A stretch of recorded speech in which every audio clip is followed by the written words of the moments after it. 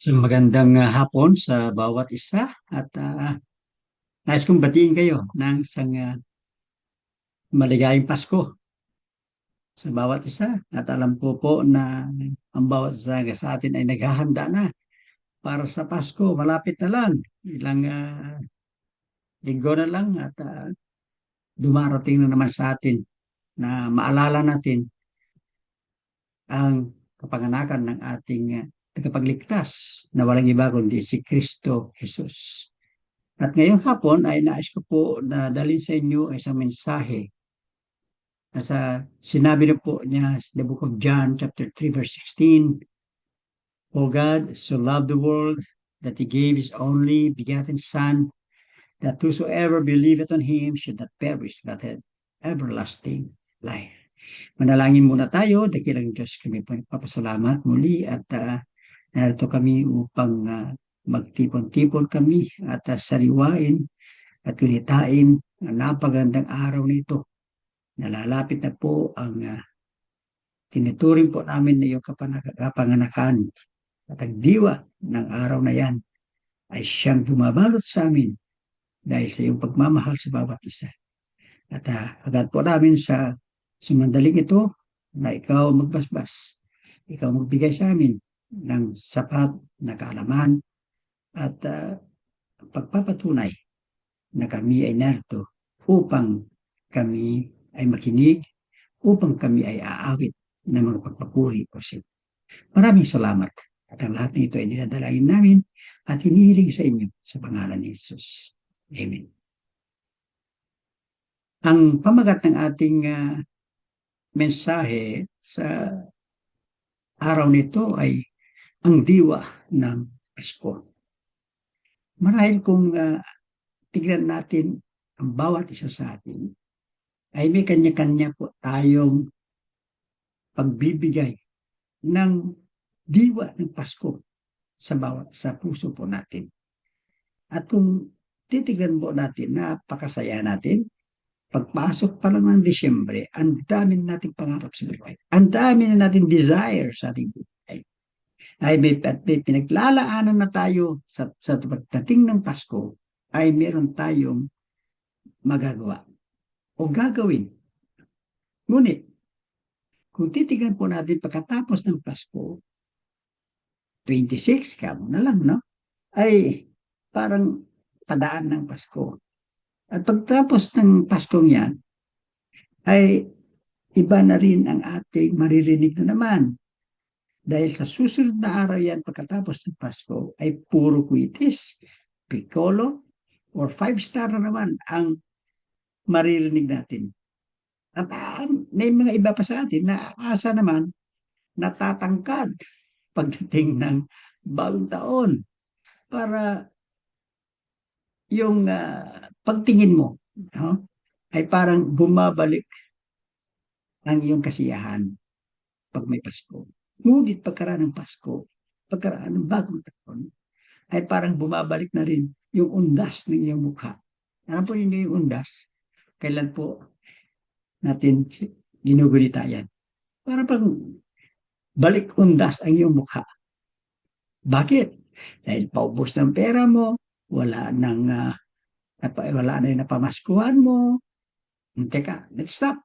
Parang wala na rin 13 month pay mo. Parang wala na rin yung bonus mo. Pero ang nais ko lang na tanongin sa'yo, ano ba ang talagang diwa ng Pasko sa bawat isa sa atin? At yan po ang pag-aaralan natin. Ang diwa ng Pasko sa bawat isa sa atin ay kung ating pong isipin, what I am is a God gift to me.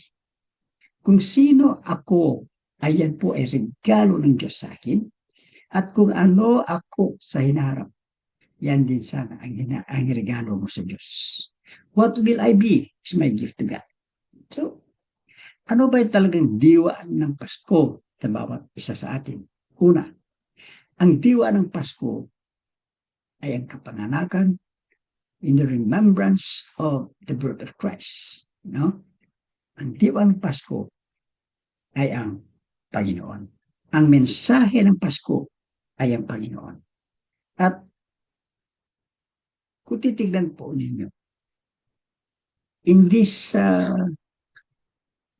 what we call the fake generation, kadalasan, lalo na at malimit na ginagamit po natin ngayon na pag-greet, pagbati sa ibang tao ay sa pamamagitan ng cellphone. At napakarami ang gumagamit ng salitang Xmas. Na? Yan po kadalasan. Dahil ewan ko, tamad silang isulat ang pangalan ni Kristo. Kaya ginagawa na lang nilang Xmas. At kung tingnan po yung X, ay ibig sabihin po ng X, X means nothing. In short, ang X na yan ay wala siyang ipine-present sa bawat isa sa atin. So it's not biblical to tell it Xmas. Dahil ang diwa ng Pasko ay ang ating Panginoon. Sa ordinaryong isang tao, ang impact na sinasabi po natin Xmas ay okay lang sa kanila. Pero kung tunay kang anak ng Diyos, tunay kang may relasyon sa Diyos, tunay mo nakilala ang Diyos sa iyong buhay, ay napakalaki ng ibig sabihin ng Christmas naman sa iyo. Christ and Mass. So sa okasyon yan, ang ibig sabihin, ang diwa ng Pasko, hindi po yung Xmas. Dahil ang X means nothing. Ang diwa ng Pasko ay yung Panginoon. It is Christmas. It is because ang bida po rito ay ang ating Panginoong Jesus.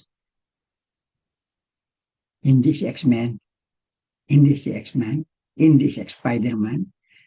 Bakit sabihin mo Xmas? Ang bida po rito ng Panginoon ay walang iba kundi si Kristo Jesus. So dito po natin dapat mapag-aralan na ang Pasko, ang tunay na diwa ng Pasko ay hindi yung pagkakaroon mo o yung sinasabi po natin na may bago kang damit, may bago kang sapatos, may marami kang pera, marami kang bagong pera, tig-20 siguro, tig 100. Hindi po yun ang tunay na kahulugan ng Pasko sa bawat isa. Ang tunay na kahulugan ng Pasko ay si Kristo. Hindi lamang po na ginugulita natin yung araw ng kanyang kapaganakan, kundi ginugulita natin si Kristo sa ating puso. Marami nagsasabi na birthday nga ni Lord. No? So good, so nice to hear that it is the birthday of Christ. Pero alam ba nila kung ano ang ginawa ni Kristo? Alam ba nila? This season is the best season to share His love and kindness to everyone. Sabi nga sa Bible, God's goodness leads to repentance. Ang kabutihan ng Panginoon sa atin ay makapagpabago sa atin at isipin natin na tayo ay pinili ng Diyos. So, ganun pa man, ang diwa ng Pasko, dahil hindi siya Xmas, kundi Christmas siya, so ang bida dito ay yung Panginoong Hesus Kristo. Siya yung ipinadala sa atin na isang Mesaya, tagapagligtas. Panginoon ng ating buhay, because the Lord is good. The Lord is gracious, and the Lord is love. Yan. Siya po yung Panginoon. Siya yung tagapagligtas na sumasa atin.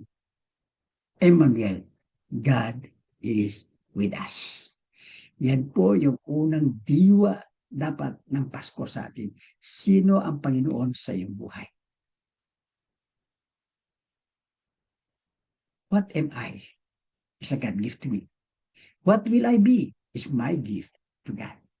Yan yung unang diwa ng Pasko. Pangalawa, ang pangalawang diwa ng Pasko ay hindi lamang po ang Panginoon. Yes, of course, He is the priority. But the second essence of Christmas unto us ay pamilya at pagkakaisa. Oh, ganda nito. No? Yung pamilya at pagkakaisa.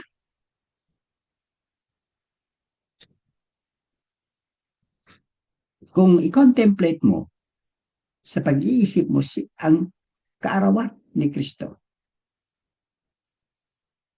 ano yung mararamdaman mo? Ano yung i-prepare mo? Ano yung dapat mo magawin? Yet, marahil,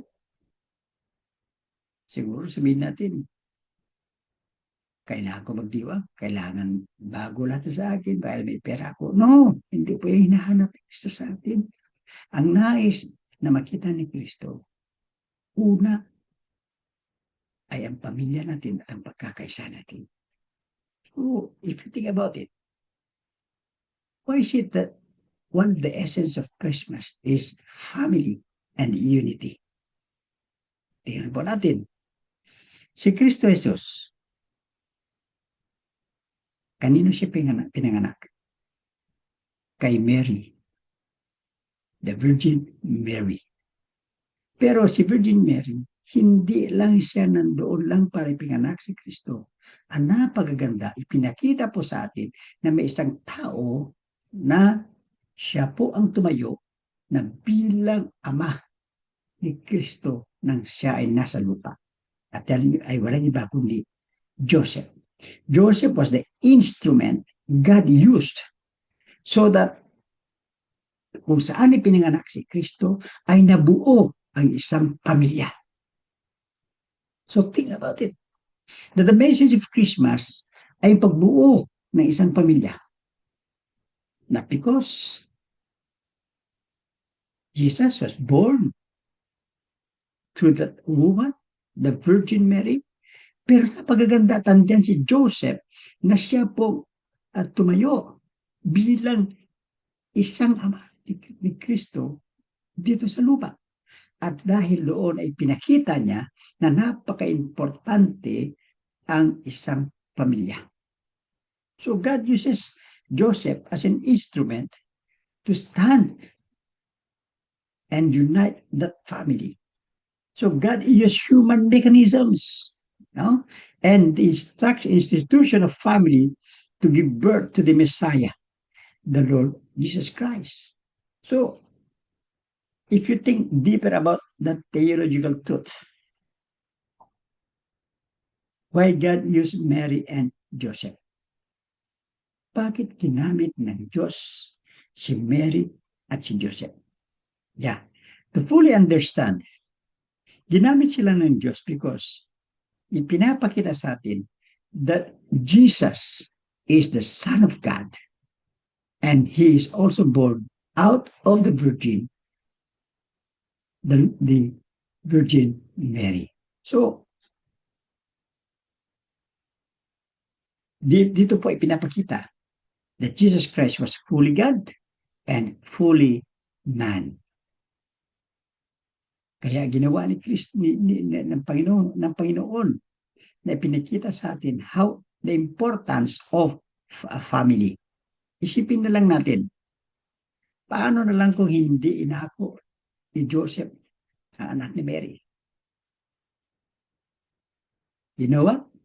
Kung hindi inako ni Joseph ang anak ni Mary, it may be Mary would be stoned to death. Pero dahil inako niya ang anak, inalagaan si Mary hanggang siya'y makapanganak sa sabsaban, the family and is an institution God is honoring and putting a great importance. Di ba natin, napaka-importante ng pamilya sa mata ng Diyos.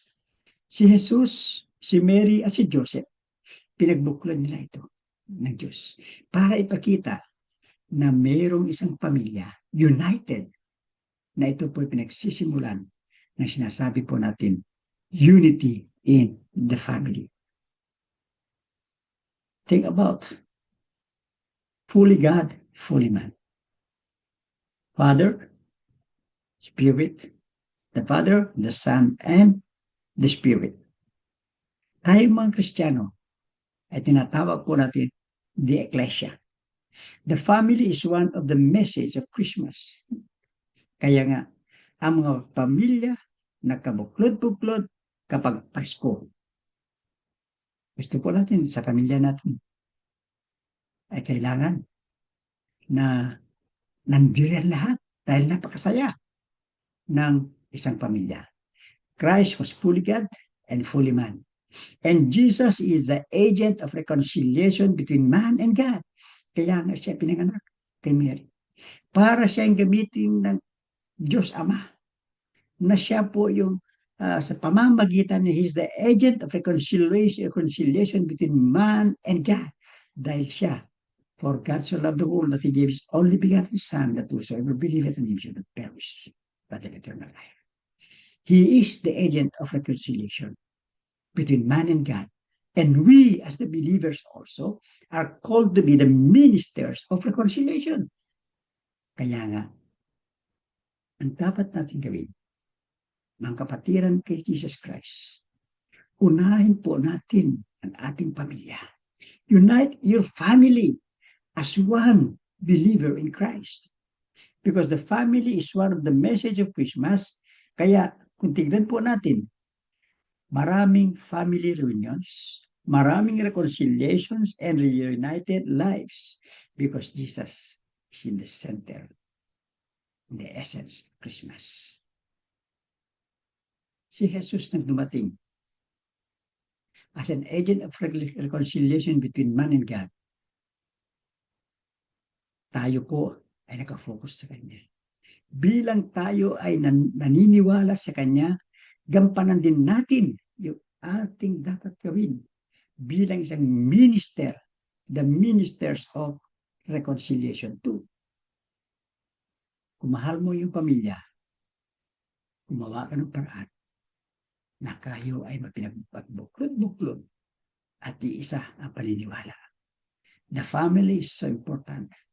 So very important in the eyes of God.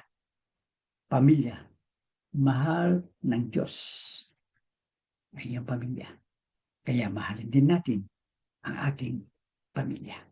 Yan yung pangalawang diwa ng Pasko. Our family that could be united, reconciled, and bring back to love in the Lord Jesus Christ. Yung pangatlo po, na kailangan po natin malaman sa isang totoong diwa ng Pasko, pag-asa at pag-ibig. Sabi po ng Isaiah chapter 9 verse 6, for unto us a child is born, a son is given. Sabi niya, and his name would be Counselor, Prince of Peace. Prince of Peace. Kasi ang mensahe ng Pasko sa atin ay pag-asa.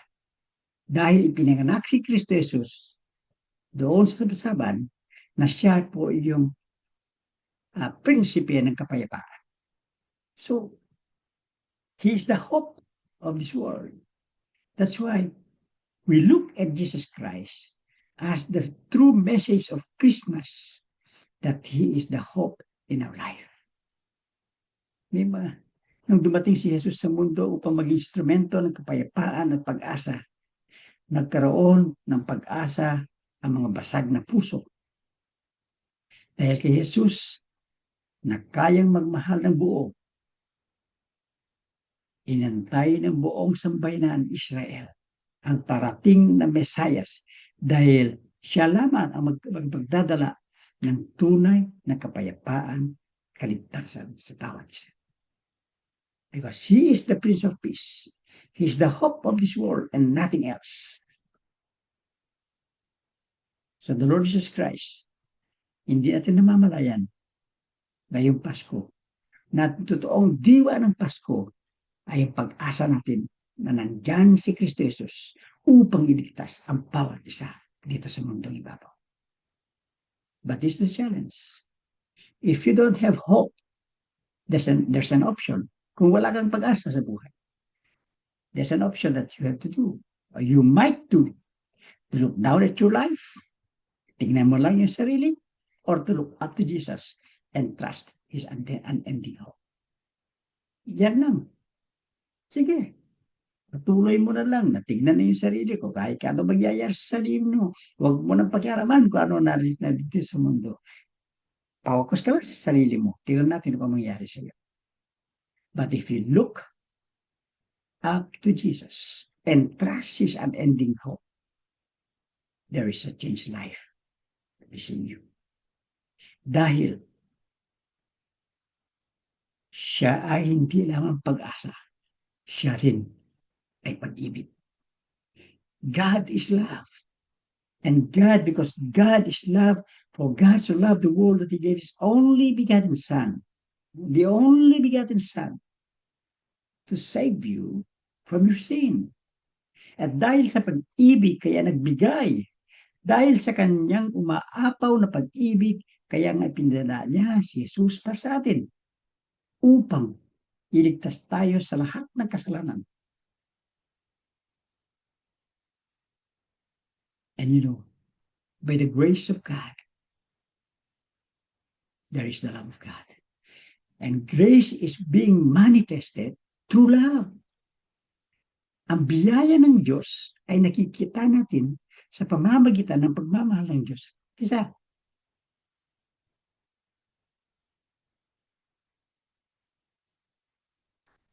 ang pag-ibig ng Diyos ay ang kadahilanan na ibigay niya ang kanyang buktong na anak upang tayo ay hanguin doon sa kasalanan at tiligtas tayo sa kasalanan. Yan po yung napakagandang diwa ng Pasko. At sa pagmamahal ng Diyos sa atin, doon natin nararanasan ang biyaya ng Diyos ay nababalot ng kanyang pagmamahal. Ang bilin ni Jesus, ang kanyang dakilang utos sa atin, mahalin ang Diyos, mahalin ang kapwa, love God, love people, dahil ang Pasko ay pag-ibig. Kaya, kung may mga unresolved, unhealed issues in your life, dyan sa puso mo, panahon na para sa pagkakaisa. Panahon na para ang iyong hangarin ay balutin mo ng pag-ibig ngayon Pasko. This is the true essence of Christmas. Once a year lang, in December 25. Hindi na pwedeng ulitin yan. Next year mo na hintayin. No? Pero hindi once a year ka lang mahal ni Lord. Tandaan mo, araw-araw ay mahal ka ng Diyos. So, ano yung hamon ng Diyos sa atin? Ano yung nais niyang ipabatid sa bawat isa sa atin? Ay pinabatid niyang Diyos. Kilalanin mo ang Panginoon sa iyong buhay. Pangalawa, hanapin mo ang pag-asa at pagkakaisa sa iyong buhay. At yan lamang ay matatagpuan mo sa ating Panginoon. Ang pag-asa at pag-ibig ng Diyos na nararanasan mo sa araw-araw, ibahagi mo sa iba ang pag-ibig ng Diyos. Dahil ngayong Pasko, let not this Christmas just pass without any single soul na iyong mapagsabihan. Mahal ka ng Panginoon. May pag-asa ka pa dahil mahal ka at iniibig ka ng Diyos. Yan po yung katotohanan ng diwa ng Pasko. Yan po yung katotohanan ng Pasko ay napakahalaga sa atin. Katotohanan ng Panginoon ay nandiriyan. Katotohanan na mahalin mo ang iyong pamilya at bigkisin mo ng pagkakaisa. Katotohanan ng pag-asa at pag-ibig ay nandyan lamang po sa ating Panginoong Jesus. Why can't you love this year? Why can't you share your love to others? Bakit hindi mo magawa? It's time for us. It's time for us na baguhin natin ang ating puso. Let the love of God remain in your heart. So this Christmas, the true essence and gift of Christmas is none other else than Jesus. Hindi yung bagong damit mo, hindi yung bagong natanggap mo, hindi yung bagong cellphone mo, hindi yung bagong nandyan sa iyo. Yan ang napakagandang regalo ngayong Pasko na yun. But the true essence and gift of Christmas is none other else than Jesus Christ. He's the Son of God who sacrificed himself to save humanity from punishment for their sins. Kung wala pa si Kristo sa iyong buhay, kung hindi mapalubos na nakilala si Kristo, sana ngayong Pasko, sana ngayong December ito o ngayong araw na ito, huwag mong palampasin na hindi mo makilala si Kristo sa iyong buhay. And when you have done that, you could feel the true essence of gift of Christmas unto you. And the best gift that he had offered for you is his Son who died on the cross because he loved you so much. Jesus is the true essence of Christmas. So may it be that this Christmas, consider yourself. Tanungin mo sarili mo, kung yung sarili mo ngayon, ang kalakasan mo ngayon, ay yan ang napupuna mo at nakikita mo na the best na regalo ng Diyos sa iyo. So be it. But my question is, what will be your gift to God also? Ano yung pwede mo may regalo sa Diyos ngayong Pasko? Jesus is the gift to you. What will be your gift to God? Let us pray. Heavenly Father, we thank you, Lord, that this very moment we could realize na napaka-importante ang Panginoon sa aming buhay. Napaka-importante ang pamilya at pagkakaisa ng aming pamilya. At napaka-importante na malaman namin at matanggap po namin ang pag-asa at pag-ibig na walang iba kundi si Kristo. So Lord, bless this word into our hearts and may you continually let Jesus shine in the hearts of each one of us.